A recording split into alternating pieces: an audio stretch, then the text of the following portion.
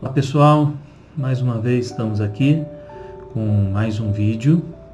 Nós vamos falar sobre o livro de Reis, Primeira e Segunda Reis. Eu chamei esse vídeo de Reis, né? Porque na verdade, originalmente não existia Primeira e Segunda Reis. Foi feita uma divisão ali porque para que o livro não ficasse muito extenso, tá? Mas é um livro só. É uma continuação, né, do início ao fim, tá? Conta ali uma única história de todos os reis que reinaram em Israel, depois na divisão, né, Judá e Israel ao norte, até os exílios da Babilônia, reino de Judá, e a Síria, reino do norte, Israel. Nós vamos ver muitas tragédias, né, as tragédias reais nos reinos, né, e muita decepção também, tá? Porque nós vimos lá atrás em Juízes, o povo, ele não tinha rei, ele tinha Deus, era o seu rei, né? Tinham juízes que julgavam e lideravam em momentos de necessidade e julgavam em todo momento, tinham os sacerdotes, mas o rei era Deus. O povo não quis. O povo quis rei, levantar um rei para si. Deus exortou, alertou, mas disse: ok, vocês são livres, essa é a vontade de vocês, levante. Mandou Samuel ungir Saul. E nós lembramos que no tempo dos juízes houve muita tragédia. O povo se desviou, o coração deles se afastou do Senhor, muita desobediência, mas sempre existiram ali o remanescente fiel. Nós vamos ver aqui nos reis a mesma coisa. Houve o primeiro rei, que foi Saul, foi um mau rei, tá? Se desviou dos caminhos do Senhor logo no início, entrou em desobediência logo no início, mas foi um rei importante militarmente. No lugar dele veio Davi. Davi fez um grande reinado. Davi foi o maior rei que Israel já teve. Davi não sofreu praticamente derrotas, ele expandiu o reino de Israel, ele derrotou todos os inimigos em volta, subjugou todos os inimigos de Israel e trouxe um longo tempo de paz para Israel. E nós começamos aqui então a história do livro de Reis com a sucessão do reinado de Davi por seu filho Salomão.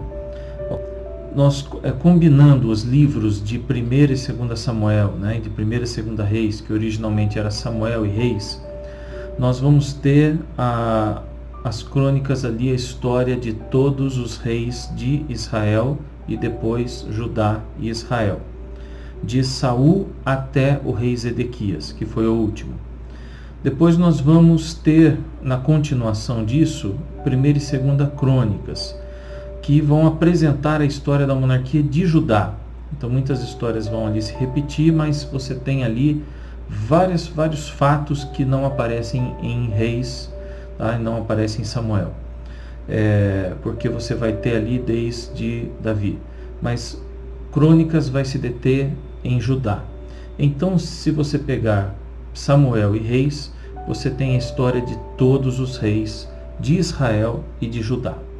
Ok? Não temos um autor conhecido para esse livro, tá? Provavelmente foram vários. Vamos ver aqui o contexto histórico de Reis. Ele foi escrito por volta de 561 a 538 a.C., mais ou menos nessa época que ele foi escrito. Por quê? Porque ele conta a história de todos os reis. Tá? Então é no final realmente ali do último reinado que esse livro foi concluído, né? Isso é muito certo, né? Lá no final, quando o povo já estava no exílio, e provavelmente foi concluído antes do povo retornar do exílio também, porque não narra, tá, o retorno do exílio. O livro de Reis registra a história de 2 grupos de reis e de 2 nações com seus povos desobedientes, né? Coração duro. Você tem um outro rei em Judá que serve a Deus, que teme ao Senhor e que restaura parcialmente a adoração e o culto a Deus ali na nação, tá? Mas nenhum deles consegue retirar completamente a idolatria de Judá, de Israel, após o reino dividido, né? De Israel ao norte, nenhum. Antes dos reis, nós temos a figura dos juízes e nós temos a figura dos sacerdotes. Em Samuel nós temos a figura muito importante do sacerdote, porque Samuel ele é sacerdote, juiz e profeta, e a partir de Samuel então nós começamos a ver os profetas aparecendo, né? No livro de Samuel você tem Samuel e você tem Natã, né, que é muito importante para Davi, mas quando entra aqui nos reis nós vamos ver vários profetas aparecendo, até mesmo profetas do Senhor que nem é citado o nome, não se sabe o nome, mas é um profeta de Deus que cumpre um momento importante ali na história de um rei, né? E o profeta é aquele que fala de Deus para o povo, fala o que Deus está dizendo para o povo, traz os alertas do Senhor para o povo. O sacerdote é aquele que representa Deus, representa o povo diante de Deus, que leva para Deus, né, as ofertas do povo, que leva para Deus o arrependimento do povo. Esse meio de campo, ele é o intermediário, né, o intermediador, ele é o intercessor, né, o sacerdote. Ele tem uma função de ensino também muito forte. Agora o profeta não, ele traz aquela palavra direta de Deus para o povo, ele traz alertas, ele aponta o erro, ele aponta o pecado, ele chama a atenção, ele exorta, ele corrige, ele fala da consequência. Ele é aquela figura de alerta, né, de chamar a atenção, de impactar, né, de chacoalhar mesmo, para dizer: acorda, olha o que você está fazendo, né, olha o que Deus está pensando a respeito disso, olha a consequência disso daqui e tal. Esse é o profeta. O profeta também muitas vezes atua como vidente, né? Ele tem a revelação de Deus do futuro, né? Do que vai acontecer, e muitos ali de uma maneira extremamente detalhista, incrível, né? Eles trazem: olha, Deus diz que vai acontecer isso, isso e isso, e acontece exatamente aquilo, né? Exatamente daquela forma, né? É realmente impressionante. Então nós vamos ver níveis de detalhes ali, né? O livro de Reis não apresenta apenas os fatos, como nós vemos no livro de Juízes, principalmente, como nós vimos também em Samuel, que apresenta os fatos, mas não emite um juízo, né, sobre os fatos. O livro de Reis não. O livro de Reis você vê momentos em que há ali um juízo, há ali uma interpretação também do que está sendo colocado. Então, fez isso, mas isso está errado, isso era mau aos olhos do Senhor e tal. Então nós vemos que o escritor, a pessoa que escreveu ali, emite juízo, né? Ele interpreta os fatos, tá? Então é um pouco diferente dos outros que se detinha claramente na narrativa, né? Como de Samuel. O autor exilado na Babilônia, provavelmente, né, exilado na Babilônia, queria transmitir as lições da história de Israel aos exilados. Então esse livro parece que tinha esse propósito: narrar, contar essa história, porque, olha, vocês estão exilados por causa disso daqui. Foi isso que aconteceu. Houve desobediência, se desviou dos caminhos do Senhor, fizeram o que era mal aos olhos do Senhor, não obedeceram. E Deus já havia dito que essa era a consequência, então vocês estão vivendo essa consequência. Logo no início da narrativa, que o Senhor exigia, nós vemos logo no início da narrativa que o Senhor exigia a obediência da parte dos reis, a lei mosaica, caso estes quisessem que seus reinados recebessem a sua bênção, e que a desobediência trazia o exílio. 1 Reis 9, 3-9. Isso é muito claro. Quando que Deus fala isso? Quando Deus está respondendo à oração de Salomão. Quando Deus está respondendo à oração de Salomão, Deus diz isso, né? E Salomão também diz, né? Nós vemos ali que Salomão tinha consciência disso, tá? Lá no capítulo 8 de 1 Reis, nós vemos Salomão orando, e Salomão diz: Senhor Deus de Israel, não há Deus como tu acima nos céus, nem embaixo da terra, tu que guardas a tua aliança de amor com os teus servos, que de todo o coração andam segundo a tua vontade. Cumpriste tua promessa a teu servo Davi, meu pai, com tua boca prometeste e com a tua mão a cumpriste, conforme hoje se vê. Ele está consagrando o templo ao Senhor e ele lembra que Deus, ele prometeu isso a Davi, seu pai, que Salomão, que o filho de Davi, que iria herdar o trono, ia construir o templo. Davi foi preparando tudo, foi ali fazendo uma poupança, ali, foi guardando tesouros, ouro, prata, foi estocando toda essa riqueza para que o templo pudesse ser construído por Salomão.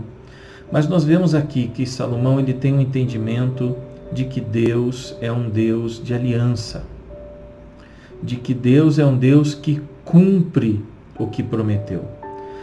Nós vemos aqui que ele diz: tu que guardas a tua aliança de amor com os teus servos, que de todo o coração andam segundo a sua vontade. Deus guarda a aliança para com aqueles que fazem a vontade de Deus. Ele tinha essa consciência. E o Senhor, no capítulo seguinte, no capítulo 9, responde à oração de Salomão, dizendo que ouvi a sua oração, ouvi a sua súplica. Consagrei este templo que você construiu para que nele habite o meu nome para sempre. Ele diz: olha, eu vim com a minha presença aqui, eu te ouvi e eu vim com a minha presença nesse templo. Os meus olhos e o meu coração vão estar sempre nele. Ele está dizendo assim: olha, eu quero ficar aqui, minha presença aqui, meu nome sendo exaltado aqui, com os meus olhos nesse lugar. Se você andar segundo a minha vontade, com integridade de coração e com retidão, como fez Davi. Se você fizer tudo o que eu lhe ordeno, obedecendo os meus decretos e as minhas ordenanças, firmarei para sempre sobre Israel seu trono, como prometi a Davi seu pai, quando lhe disse: você nunca deixará de ter um descendente para governar Israel. Nós sabemos que Deus vai honrar essa aliança por Davi, mas não por Salomão. Nós vemos Deus continuando aqui, tratando a sua aliança. Mas, Deus falando para Salomão: se você ou seus filhos se afastarem de mim e não obedecerem os meus mandamentos e os decretos que lhes dei, e prestarem culto a outros deuses e adorá-los, desarraigarei Israel da terra que lhes dei, e lançarei para longe da minha presença este templo que consagrei ao meu nome. Israel se tornará então motivo de zombaria entre todos os povos, e embora este templo seja imponente, todos os que passarem por ele ficarão espantados e perguntarão: por que o Senhor fez uma coisa dessas a esta terra e a este templo? Então Deus está deixando claro aquilo que ele deixou claro desde o início. Eu tenho uma aliança com vocês. Se vocês me obedecerem, preservarem a minha aliança, eu abençoo vocês, minha presença vai estar sempre com vocês, eu garanto a bênção de vocês, a prosperidade, a terra, o reinado, tudo. Mas se vocês se afastarem, eu também vou me afastar.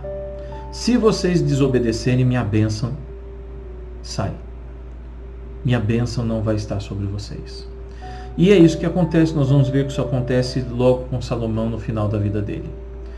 E nós vamos ver que depois de Salomão, então é uma sucessão de reis fazendo o que era mal aos olhos do Senhor.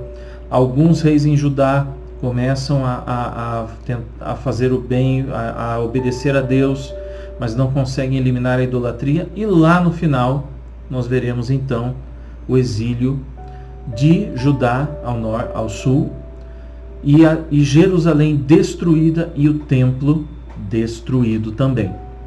Então, Deus cumprindo o que ele disse: se afaste de mim, eu vou me afastar de vocês, seus descendentes vão ser derrotados, vocês vão ser tirados dessa terra que eu dei para vocês, e o templo vai ser destruído. E acontece exatamente como o Senhor disse. Tá? Porém, a promessa de Deus, o plano de Deus permanece. Deus prometeu a Davi que os seus descendentes nunca deixariam o trono, e isso é exatamente o que acontece. E em Jesus isso se cumpre completamente, eternamente, né? Porque Jesus vem da linhagem de Davi. Então o plano de Deus, apesar da desobediência do povo, da rebeldia do povo, apesar disso, Deus honra o seu plano. Deus mantém sua promessa, porque Ele é fiel apesar de nós. Apesar do que podemos fazer, Deus é fiel ao seu plano. A sua misericórdia não tem fim. Ele continua insistindo, insistindo e insistindo. Ele continua perseverando em nos resgatar, em nos salvar, em nos redimir, em nos abençoar. E isso é incrível, isso é maravilhoso, isso é maravilhoso. É o que nós temos que aprender com a história de Israel. Então, Reis, ele interpreta essa experiência do povo com relação ao exílio e também ajuda a entender a razão de terem sofrido o castigo de Deus pela sua idolatria. Então, por isso é escrito esse livro, né? Então, nós entendemos também a questão do pecado. Por que estamos afastados do Senhor? Né? Por que estamos distantes do Senhor?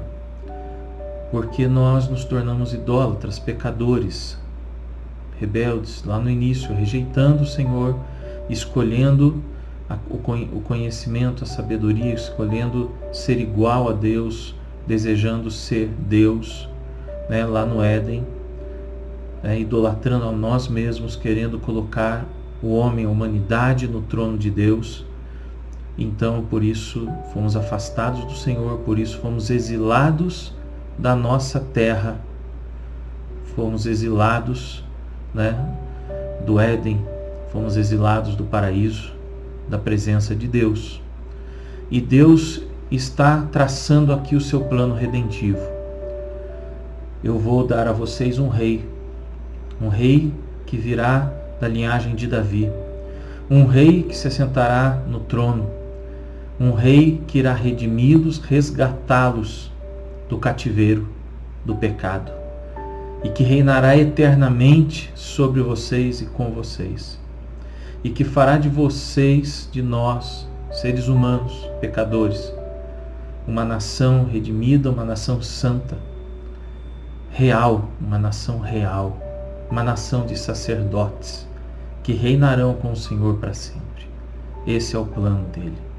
Glória a Deus. O contexto geográfico aqui, então, é todo o território de Israel.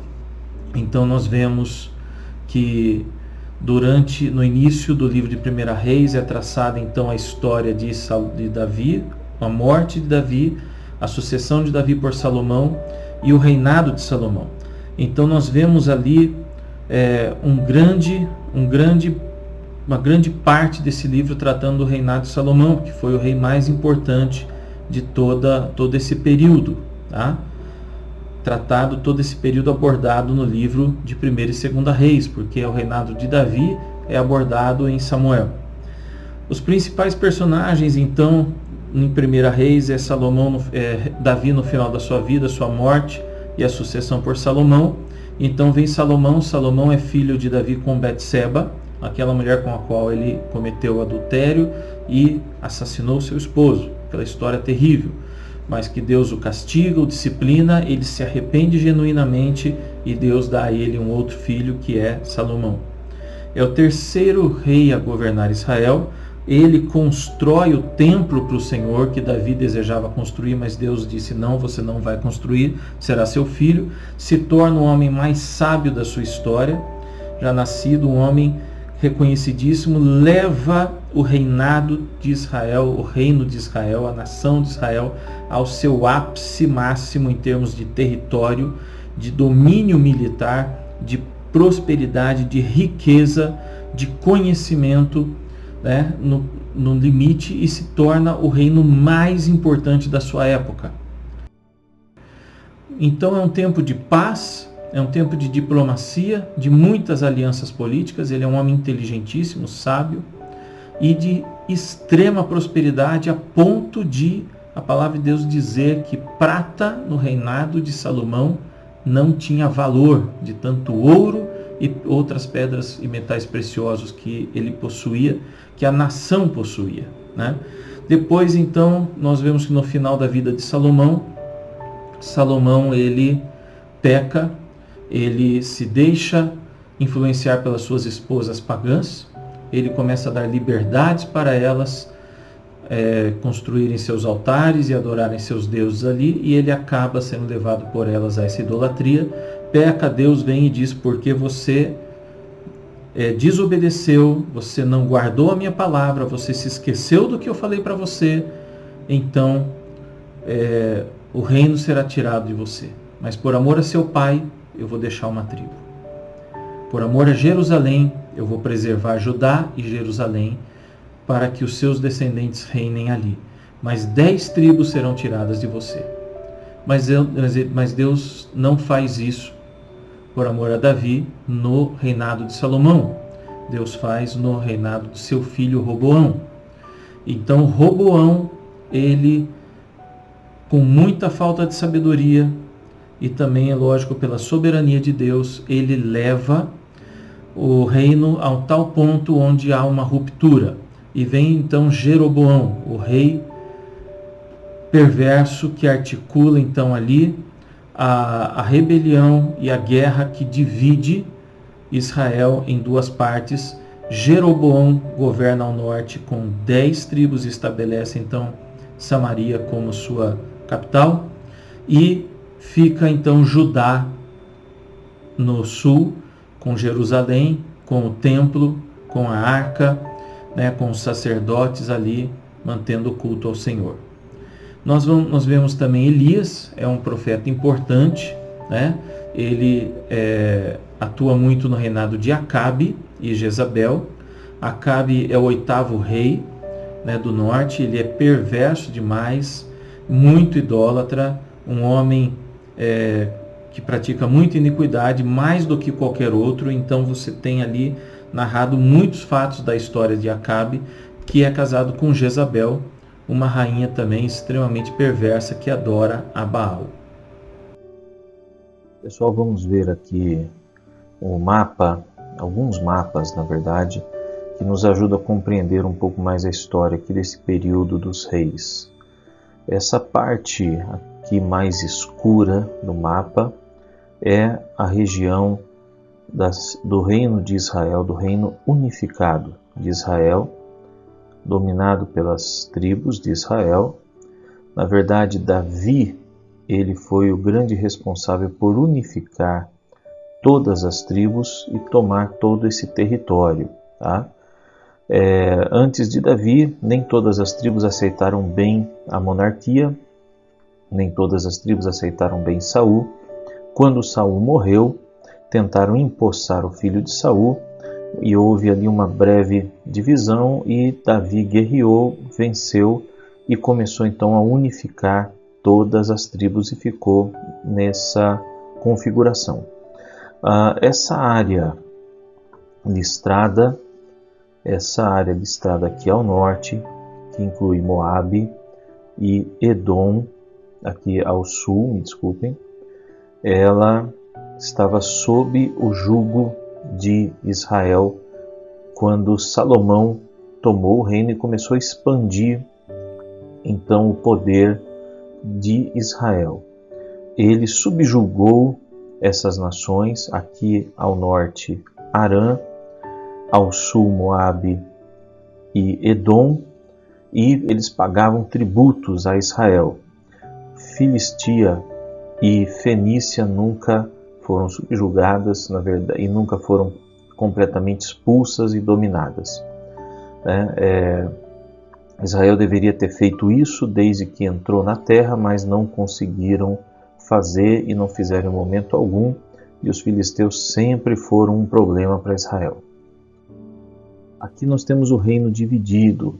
Após a morte de Salomão, o filho de Salomão, Roboão, ele dividiu o reino ao aumentar os tributos, aumentar os impostos sobre o povo, numa política desastrosa, não seguiu os conselhos do seu pai e acabou então dividindo o reino, entrando numa guerra com um dos seus generais, que era Jeroboão, que assumiu então o governo das 10 tribos do norte.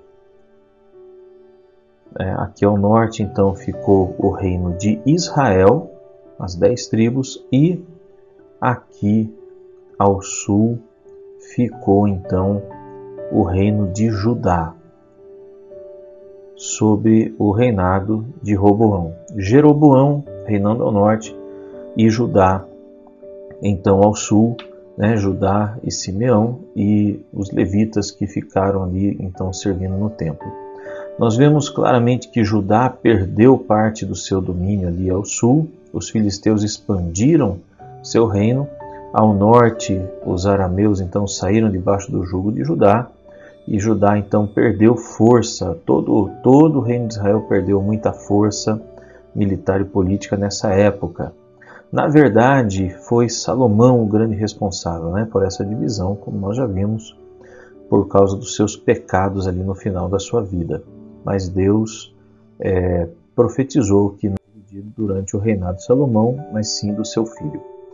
Aqui nós vemos a Canaã após a queda de Samaria. O reino do norte, após o domínio da Assíria, se tornou então Samaria, porque eles foram misturados ali com os povos mesopotâmios e passaram a se chamar Samaria, que era também o nome da capital ali do reino de Israel ao norte. Ele caiu sob o jugo dos assírios, que vieram e dominaram toda essa região, dominaram os arameus, a Fenícia, que nunca havia sido subjugada por Israel, todo o território de Israel, inclusive aqui os filisteus, então caíram sob o domínio da poderosa Assíria, que na época era o império mais poderoso da época, mas o Senhor milagrosamente preservou o reino de Judá. Ele preservou aqui o reino de Judá, que não caiu sob o domínio da Assíria, quando o seu rei Senaqueribe tentou investir, sitiando então Jerusalém, mas Deus enviou anjos para destruir o império da Assíria, que depois disso nunca mais investiu contra o povo de Judá. Foi durante o reinado de Ezequias, ali no período do profeta Isaías. O Império Neobabilônico veio logo depois da Síria, e nós podemos ver aqui, era um império poderosíssimo, começou ali na região da Mesopotâmia, ali região de Ur, ali, próximo a Ur, região ali da onde saiu Abraão, um dos patriarcas. Ele saiu dessa região e foi peregrinando até Israel, até Canaã. Nós vemos então que a Babilônia ela tomou completamente toda essa região, desde ali da Mesopotâmia, da Terra-média, ali de Ur, Golfo Pérsico, tomando todo o império assírio e dominando completamente toda a região de Canaã, Síria. Ele chegou até a investir contra o Egito, ali no norte da África, mas a região que caiu totalmente sob o domínio do Império Neobabilônico é toda essa região que vemos aqui, a Fenícia, Canaã completamente, e ali então Jerusalém, Judá também caíram sobre o poder da Assíria e foram levados para o cativeiro na Babilônia. Então aqui encerra aqui o nosso período aqui geograficamente aqui dos reis. Em 2 Reis, o finalzinho da vida de Elias é contado ali, e quando Elias, aquela história famosa, ele é levado ao céu vivo, arrebatado em vida, em um redemoinho. Eliseu, que é o seu discípulo, que é o profeta que fica no lugar de Elias, e nós vamos ver com a história de Eliseu muitos profetas ali aparecendo em volta dele, e parece que tem uma escola de profetas, dá a entender que eles têm ali um centro de treinamento de profetas. Nós vamos ver a mulher de Sunem, que é uma mulher muito temente a Deus, que acolhe Eliseu, né, prepara um lugar para hospedá-lo quando ele estivesse nas suas viagens, e Eliseu ressuscita o filho dessa mulher. Naamã, o poderoso rei sírio, que vai atrás de Eliseu, procurando o Senhor, procurando Deus para curá-lo, e é curado da sua lepra. Jezabel, a rainha perversa, né, de Israel, que tenta evitar que Israel adore a Deus, e é devorada por cães. Nós vemos ali que ela é a esposa de Acabe, né?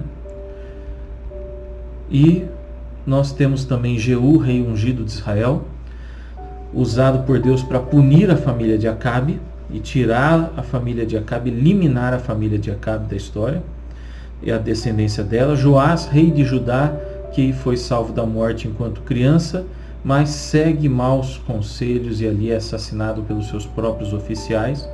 Ezequias, 13º rei de Judá, que permanece fiel a Deus. Então nós temos aqui um que foi fiel a Deus em Judá. Senaqueribe, rei da Síria, que ameaça Judá, seu exército foi destruído pelo Senhor, porque Ezequias está fazendo o que é correto aos olhos do Senhor.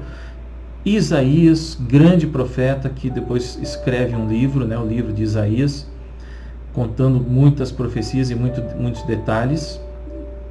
Ele ministra durante o reinado de 5 reis em Judá, inclusive Ezequias. Manassés, filho de Ezequias, que torna-se o 14º rei de Judá, pratica o que é mal. Então Ezequias é um rei bom, pratica o que é correto, mas o seu filho, que o sucede, já pratica o que é mal. Josias, 16º rei de Judá, bisneto de Ezequias, permanece fiel ao Senhor. Jeoaquim, 8º rei de Judá, pratica o que é mal aos olhos do Senhor. Zedequias, 20º rei de Judá, capturado pelos babilônios como castigo de Deus por ter praticado iniquidade. E Nabucodonosor, rei da Babilônia, a quem Deus permitiu conquistar Jerusalém. Então nós temos, esses são os principais personagens, tem vários outros, não dá para falar de todos aqui, senão fica muito extenso. Tá? Mas então nós podemos perceber o quê? Alguns reis de Judá fazem o que é correto aos olhos do Senhor. De Israel no norte, nenhum faz o que é correto aos olhos do Senhor. Mas Israel não tinha o templo, não tinha os sacerdotes. Nós vemos claramente quando Deus manda o profeta falar com Jeroboão, que Deus daria a ele 10 tribos de Israel.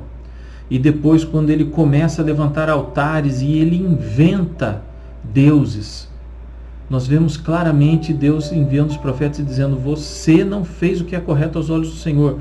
Então nós entendemos muito claro, Deus esperava que aquelas tribos do norte, mesmo sem acesso ao templo e aos sacerdotes, que elas fizessem o que era correto aos olhos do Senhor, que elas confiassem no Senhor, tivessem fé no Senhor, obedecessem ao Senhor, mesmo sem o templo, mesmo sem os sacerdotes.